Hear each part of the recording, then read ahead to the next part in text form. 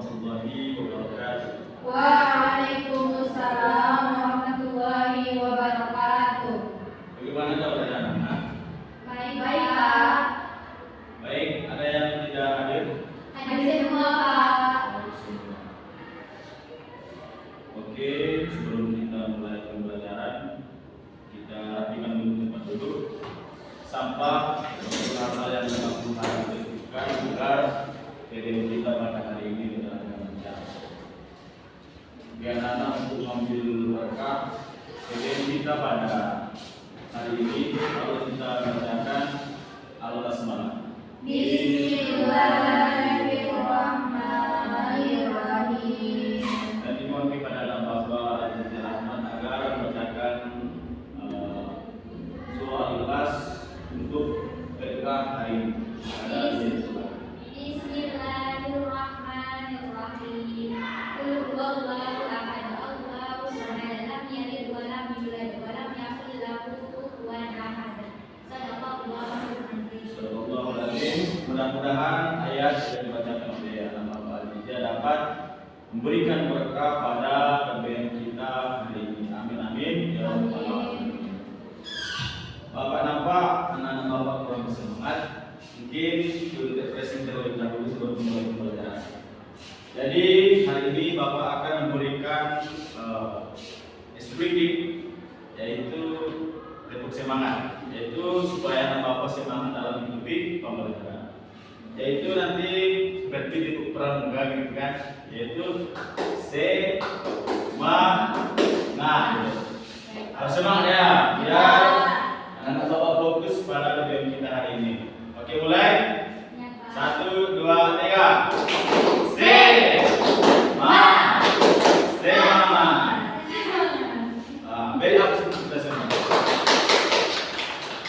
Oke, anak-anak. Adapun tujuan pembelajaran kita hari ini tentang konsep jihad yang pertama adalah agar anak Bapak mengetahui apakah itu konsep daripada jihad, yaitu daripada al-mahkum fi, al-mahkum alaih dan al-qawaid al-khamsah. Jadi tujuannya ketika kita mempelajari ini, harapannya anak Bapak dapat mengetahui dalam hukum agama kita tentang konsep jihad.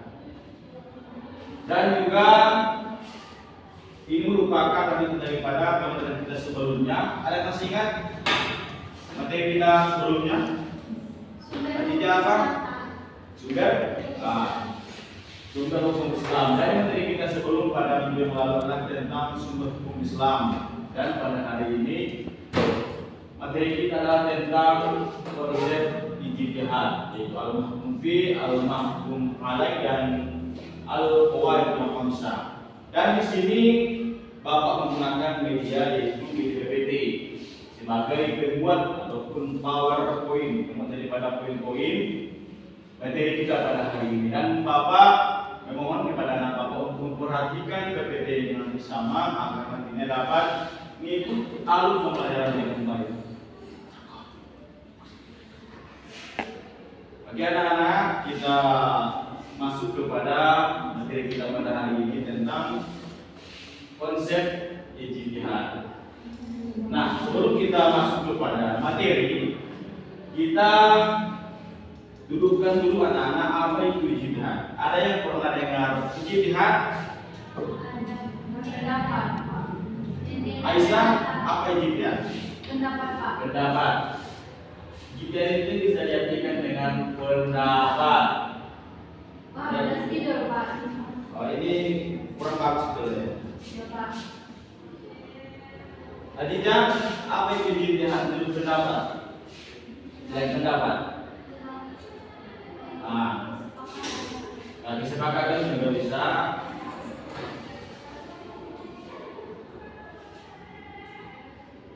Jadi pada dasarnya jihad itu adalah pendapat, yaitu pendapat daripada ulama kita.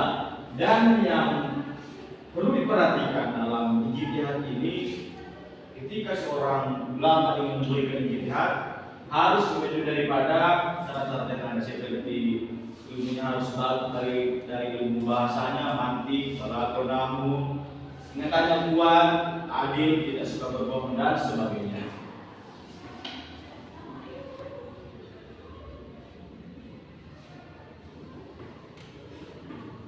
Oke anak-anak, kita masuk kepada materi yang pertama, yaitu tentang konsep ijtihad al-mahkum fi. Secara mudahnya, materi ijtihad al-mahkum fi dapat kita artikan sebagai objek. Tahu objek anak-anak? Objek itu sasaran. Jadi ijtihad al-mahkum fi adalah objek ataupun perbuatan yang telah ditentukan oleh hukum syara. Syara itu dapat kita artikan anak-anak sebagai ajaran daripada Allah Subhanahu wa taala dan Nabi kita Muhammad sallallahu alaihi wasallam. Jadi dalam agama kita bahwa perbuatan yang wajib dilakukan oleh seorang yang mukallaf itu sudah ditentukan. Itu diantara seperti sholat, ada zakat, ada haji bagi orang yang mampu dan sebagainya. Jadi itu merupakan perbuatan-perbuatan yang wajib dilaksanakan oleh orang-orang yang nantinya disebut dengan mukallaf. Ada yang tahu mukallaf anak-anak? Tidak, Pak. Mukallaf itu dapat kita artikan sebagai subjeknya atau orang yang dibebani. Nah, jadi mukallaf itu adalah orang yang dibebani hukum. Anak bapak sudah pada balik semua? Sudah, Pak. Nah, jadi anak bapak baik laki-laki ataupun perempuan ketika sudah balik maka dikategorikan kepada golongan mukallaf dan wajib melaksanakan daripada segala perintah bagi orang-orang yang mukallaf ataupun telah digolongkan kepada orang-orang yang wajib melaksanakan perintah Allah Subhanahu wa taala. Jadi dalam konsep ijtihad al-mahkum ini ada contoh agar anak bapak dapat mengerti, yaitu di sini ada surah yaitu Al-Baqarah ayat 3. Coba baca Aisyah. Bismillahirrahmanirrahim. Wa aqimus sholata wa atuz zakata warka'u ma'ar raki'in. Ya, bagus. Wa aqimus sholata wa atuz zakata warka'u ma'ar raki'in.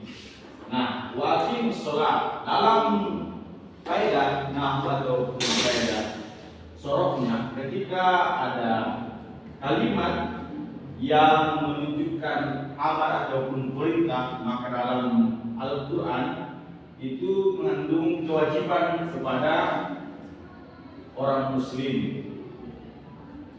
Jadi kata akim ini mengandung perintah yang wajib dilaksanakan. Akim yaitu bil amr dari kata qoma yakumu, yaitu akim sholat, tidak kalau sholat. Jadi nanti ketika bapak mendengar ada ustaz ataupun yang menjelaskan aqimus shalah, berarti ustaz itu tidak menjelaskan tentang kewajiban salat. Kemudian ada wa'atuz zakat dan tunaikan zakat. Ini pun sama seperti sebelumnya, yaitu fi'lul amar yang menunjukkan tentang perintah dari kata ata yati yang berarti datang dan juga dijanjikan dengan menunaikan.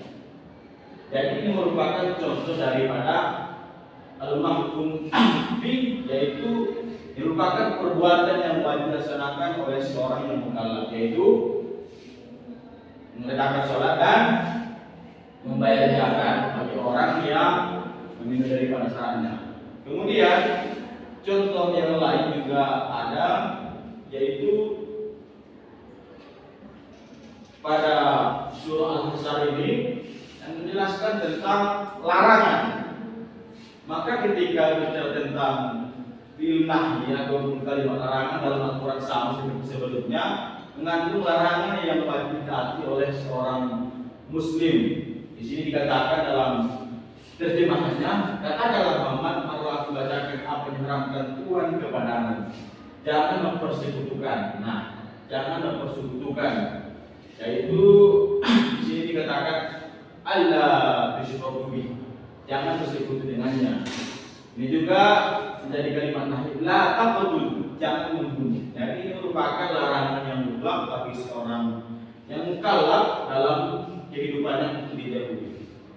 Kemudian anak-anak, materi kita dalam al-mahfum tentang syarat-syarat. Adapun syarat-syarat dari al-mahfum adalah mukallaf mengetahui perbuatan yang dilaksanakan. Jadi anak bapak yang sudah balik mengetahui perbuatan yang dilaksanakan, misalnya mengerjakan sholat. Anak bapak tahu apa itu sholat, apa niat sholat, apa syarat sholat, apa syarat sholat, dan apa struktur dalam sholat. Jadi itu perlu diketahui. Jadi ketika anak bapak tidak mengetahui daripada syarat-syarat ataupun hal-hal yang terkait dengan ibadah tersebut, maka perlu dipelajari. Kemudian adalah mukallaf mengetahui sumber taklif, seperti yang kita sebelumnya. Dari mana sumber hukum Islam? Aisyah dari hadis, Pak. Dan hadis. Itu merupakan sumber hukum kita agama Islam yang wajib kita ikuti. Seperti dari riwayat dari Nabi Muhammad SAW yang artinya, aku wasiatkan kepada kalian dua perkara. Jika kalian berpegang teguh pada dua perkara tersebut, maka kalian akan selamat, yaitu Al-Quran dan Sunnah Rasulullah Shallallahu Alaihi Wasallam. Kemudian, adapun syarat yang lain adalah dalam menetapkan ataupun mengerjakan perintah-perintah Allah ataupun menjauhi larangan, tidak boleh menetapkan antara yang haram dan yang wajib dalam waktu bersamaan. Ada bisa supaya tidak ada di situ keburukan yang ada dalam pengerjaan ibadah kita. Kemudian anak bapak adalah pembagian daripada al-mahfum ini, yaitu macam-macam al-mahfum. Yang pertama adalah dari keberadaan secara material atau nyata. Yang pertama adalah bahwa perbuatan yang ada seperti makan, minum. Di sini anak bapak makan, Pak. minum, berjalan. Ya, Pak. Ya, itu termasuk ibadah secara material atau nyata. Kemudian yang kedua adalah dari al-mahfum ini, yaitu perbuatan yang ada yang merupakan sebab daripada hukum sendiri, seperti kisos. Ketika ada pembunuhan, maka itu akan dihukum, yaitu hukum kisos bagi orang yang melaksanakan pembunuhan tersebut. Kemudian selanjutnya adalah perbuatan yang ada dan bernilai daripada hukum syarat ketika memiliki ketentuan, seperti misalnya hukum sholat itu wajib bagi orang-orang yang mukallaf. Apakah orang yang masih anak-anak wajib mengerjakan sholat? Tidak, karena mereka belum memiliki daripada ketentuan yang itu balik ataupun berakal. Kemudian adalah dari perbuatan yang ada itu, ketika dikerjakan akan menghasilkan hukum, itu seperti menuduh orang lain berbuat zina, maka ada hukuman di situ bagi orang-orang yang menuduh orang berzina tersebut. Apakah hukuman daripada Allah nanti di akhirat ataupun hukuman di dunia? Kalau dalam hukum pidana kita kaji itu ada undang-undang ITE atau undang-undang tentang pencemaran nama baik dan sebagainya.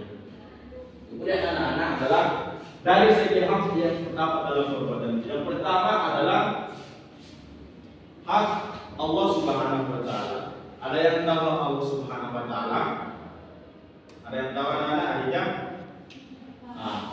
Hak Allah Subhanahu Wa Taala itu ibadah yang diwajibkan kepada kita, seperti sholat, zakat, haji dan sebagainya. Maka itu merupakan hak Allah yang wajib kita tunaikan. Kemudian adalah hak hamba, yaitu ketika misalnya memang Bapak Aisyah pinjam barang kepada Ajuda, kemudian barang yang dipinjam itu rusak, maka dalam hukumnya sebagai hamba Allah Subhanahu Wa Taala wajib mengembalikan kepada Ajuda dengan barang yang semestinya ataupun mengganti daripada barang tersebut. Kemudian antara hak hamba dan Allah Subhanahu Wa Taala, yaitu ketika misalnya dalam kejadian Yesus tadi, maka di situ ada dua konsep ataupun dua macam. Yang pertama tentang hukuman kepada manusia, yang kedua mengenai hukuman kepada Allah. Yaitu hukuman kepada manusia adalah orang yang tadi berbuat salah dihukum oleh pihak tempat. Kalau di Arab Saudi itu ada namanya hukum panjung. Kalau di Aceh juga ada hukum campur bagi orang yang berzina. Kemudian anak ini merupakan materi yang pertama dari konsep ijtihad itu tentang al-mahkum fi. Kemudian materi selanjutnya adalah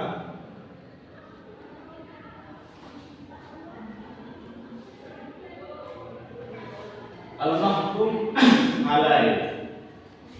Ada yang tahu al-mahkum alaih? Coba cari apa itu al-mahkum alaih. Ulama usul fikih yang mengatakan bahwa ada mahkum alaih adalah seseorang yang perbuatannya dikenai kitab Allah. Kira-kira apa ada Jadi pada al-mahkum alaih ini berbicara tentang subjek ataupun orang yang dibebani daripada hukum tersebut. Jadi tadi pada ijtihad al-mahkum fi bicara tentang perbuatan ataupun objek yang dilaksanakan oleh orang-orang muslim. Maka ada konsep al-mahkum alaih ini bicara tentang daripada orang yang menjadi ibadah tersebut yang disebut dengan mukallaf. Apa yang mukallaf Esa? Orang yang dibebani. Jadi pada al-ijtihad al-mahkum alaih ini berbicara tentang subjek daripada ijtihad tersebut, yaitu orang yang menegakkan ibadah tersebut. Jadi dalam konsep ijtihad ini yaitu ada dasar takwif ataupun ada dasar supaya orang tersebut dibebani, yaitu orang tersebut mampu dalam menegakkan tindakan hukum ataupun perintah-perintah Allah Subhanahu wa taala. Jadi anak Bapak Aisyah ataupun Khadijah, Tanda, Yusran ketika mampu untuk melaksanakan daripada perintah ini sudah kembali atau tadi sudah mukallaf, maka itu merupakan dasar anak Bapak diwajibkan untuk melaksanakan perintah Allah Subhanahu wa taala. Jadi bagaimana hukum yang ditunaikan kepada orang ataupun manusia itu ada tiga. Yang pertama dalam sabda Nabi, orang yang tidur sampai bangunnya. Dan anak Bapak nanti ketika misalnya tertidur kemudian lupa untuk sahur, maka cukup ada keringan atau ada rukhsah berikan kepada orang-orang yang tidur. Kemudian anak kecil sampai balik. Seorang anak kecil itu belum dibebani daripada hukum Islam ataupun hukum mukallaf sampai dia balik. Namun ketika balik merupakan awal ataupun permulaan dia dibebani daripada hukum Islam. Kemudian ada orang gila sampai sembuh. Orang yang gila, anak bapak yang diaur, yang gadang, maka ketika mereka sembuh, maka mereka wajib mengerjakan ibadah. Ketika mereka gila, apakah mereka wajib sholat? Tidak. Apakah mereka wajib berzakat? Tidak. Namun ketika mereka sembuh, apakah mereka wajib? Wajib. Jadi nanti kalau misalnya ada di kampung anak bapak orang yang gila kemudian sembuh, mungkin dia berkata, kenapa tidak berzakat? Kenapa tidak sholat? Saya masih gila gitu. Berarti itu tidak menilai daripada aturan hukum Islam. Kemudian anak bapak ada syarat dalam al-mahkum alaihi ataupun syarat-syarat taklif. Yaitu yang pertama, orang itu harus mampu memahami tuntunan syarat yang dalam agama Islam. Jadi orang yang ingin mengerjakan ibadah ataupun perintah-perintah Allah Subhanahu wa taala, dia harus mengetahui bagaimana konsep sholat ataupun zakat, haji, puasa dalam Al-Quran. Kalau misalnya puasa, ya ayyuhalladzina kutiba alaikumusiyam kama kutiba alal ladzina min qablikum la'allakum tattaqun. Dia tahu tujuan daripada ibadah tersebut. Misalnya ketika zakat, kenapa menegakkan zakat? Ketika ditanya, karena itulah, maka itu tidak boleh. Maka ketika orang memahami bagaimana konsep sunnatul Al-Quran, maka dia akan menjawab karena perintah Allah Subhanahu wa taala, "Aqimus shalah wa atuz zakat." Tunaikan zakat. Kemudian adalah seorang mampu dalam bertindak hukum atau perbuatan. Jadi supaya orang itu diterima dalam ibadah ataupun hukum Islam adalah dia mampu menegakkan ibadah tersebut. Kalau orang yang sakit, apakah wajib menegakkan sholat? Wajib. Jadi orang yang sholat itu dalam setiap keadaan, baik daripada sakit, mau mati, akan mati pun ketika dia masih sanggup untuk menegakkan sholat, dia wajib menegakkan sholat. Kemudian zakat akan ada keringanan ketika ia tidak mempunyai harta ataupun tidak kelebihan makanan pokok, maka dia diberikan suatu keringanan untuk tidak berzakat. Misalnya berpuasa, apa sakit misalnya atau sedang musafir, Aisyah orang mana? Jalan barat. Jadi misalnya kalau Aisyah mau ke Padang, sudah melewati dari Padang 40 km, maka itu diberikan rukhsah ataupun diberikan keringanan untuk tidak berpuasa. Jadi ini merupakan syarat-syarat supaya orang itu bebas daripada hukum Islam. Jadi ketika belum memahami dua perkara ini daripada Al-Quran hukum sunnah yang pahami dan kemampuannya menegakkan ibadah tersebut, maka belum dimasukkan ke dalam golongan orang-orang yang galau. Kemudian anak-anak adalah tentang pembagian ahliyah. Ahliyah ini dapat kita artikan sebagai sifat, karakter ataupun juga ukuran. Jadi dalam ahliyah ini merupakan sifat kita kabar seseorang supaya menjadi ukuran orang itu lebih baik daripada hukum Islam. Jadi dalam ahliyah ini ketika kita disebut anak bapak sudah dewasa, sudah besar dan sebagainya, kalau kita ketemu perempuan, maka digolongkan kepada ahliyah ini. Bagaimana ukuran daripada hukum Islam? Apakah si Aisyah sudah wajib melaksanakan perintah? Apakah hajinya dulu dan sebagainya? Kemudian pada pembagian dalam ahliyah ada dua. Yang pertama ahliyah ada, yaitu seseorang yang tidak dianggap mampu ataupun baik dalam menegakkan ibadah tersebut ataupun daripada hukum Islam. Kemudian adalah ahliyah al-wujub, yaitu orang yang cakapannya menerima haknya akan tetapi tidak mampu ataupun belum daripada hukum Islam.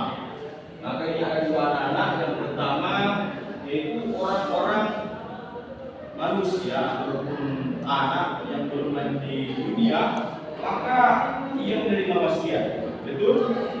Menerima wasiat ataupun menerima warisan. Akan tetapi apakah dia tidak wajib mengerjakan ibadah wajib atau sholat atau menjaga kesana? Belum. Dia belum wajib melaksanakan ibadah karena dia belum lahir. Kemudian adalah ahliyah al-wujub al-kamaliyah, yaitu seorang anak yang sudah lahir yang menerima haknya, yaitu juga mengerjakan kewajiban, yaitu seorang anak yang sudah menerima wasiat ataupun warisan dari ayahnya atau orang tuanya, dan juga seorang anak tersebut sudah menerima hukum Islam, yaitu zakat. Misalnya ketika seorang anak lahir di tanggal 30 sebelum daripada terbenam matahari pada malam Syawal, maka anak tersebut digolongkan kepada orang yang wajib melaksanakan daripada zakat. Misalnya ada keluarga anak yang meninggal, yaitu dia masih hidup di bulan Ramadan 10 hari atau 1 hari, maka dia masih digolongkan kepada orang-orang yang wajib berzakat, tetapi ia digolongkan ataupun diwakilkan oleh ahlinya, yaitu ahli musibah ataupun keluarga ataupun ahli warisnya. Kemudian anak bapak dalam konsep al-mahfuz, ayat ini adalah halangan ataupun ujur daripada ahliyah ini. Maka ada beberapa halangan daripada ahliyah ataupun sifat digolongkan kepada mukallaf itu ada dua. Yang pertama adalah al-wa'id as-samawiyah, yaitu halangan yang datang dari Allah, seperti gila misalnya, jalan lari dari Allah. Kemudian misalnya seperti kematian, mati itu dari manusia atau dari Allah? Allah. Lupa itu dari manusia atau dari Allah? Itu dari Allah. Sakit dari siapa? Dari Allah. Maka ketika orang sakit misalnya, mereka diberikan ringan ataupun rukhsah bagi orang sakit tersebut. Kemudian adalah halangan tentang al-muhasabah, yaitu yang disebabkan oleh manusia. Misalnya seperti dia bodoh, misalnya bodoh itu wajib mengerjakan ibadah sholat. Bodoh itu harus sama yang gila? Tidak. Maka dalam sebuah hadis dijelaskan, namun mengalami khairul ibadah jahil. Tidurnya orang yang ahli ibadah, orang yang berilmu lebih baik daripada ibadahnya orang yang bodoh. Jadi penting bagi anak bapak belajar tentang Islam dan Islam. Kemudian yang dilakukan anak bapak adalah tentang aqidatul khamis, yaitu akidah lima. Apa itu akidah? Itu diajarkan oleh Islam.